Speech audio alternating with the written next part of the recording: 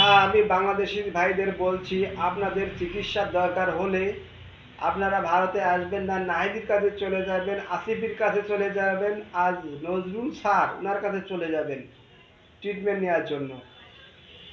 আর doctor Yunus সামান্য কয়েকটা হাতে গোনার জন্য আজ বাংলাদেশ বরবাদ হয়ে গেছে। বাংলাদেশ 1 বছরের ভিতরে সচ্ছল হবে না, আমি লিখে দিলাম। বাংলাদেশের অবস্থা এত করুণ হবে যে মানুষ মানুষে খাইয়ে ফেলায় দেবে।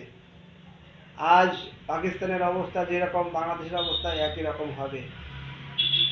আপনারা যতই লাফালাফি করেন না কেন, ভারত ছাড়া আপনারা চলতে পারবেন না।